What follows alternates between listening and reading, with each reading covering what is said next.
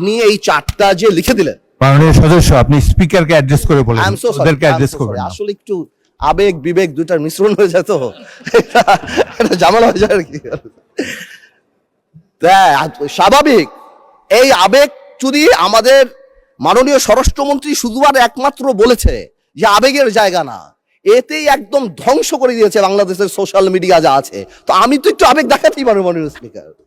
তো এনিওয়েজ, আমি coming back to the point, চারটা প্রভিশন যে দেয়া আছে গণভোটে মাননীয় speaker, if you carefully go through peruse it, এখানে আরেকটা দিয়ে দিলেই পারতো যে এই সকল পরিবর্তন, জুলাই সনদের সকল পরিবর্তন আনা হবে এই সংবিধান সংস্কার কি বলে পরিষদ গঠনের মাধ্যমে, তাহলেই তো পারপোস হতো। তো সেটা আপনি করেন নাই। যখনই আপনি এটা ভোটে ফেলেন নাই, তার মানে there is option, then I can overlook it and uphold the constitution of the country.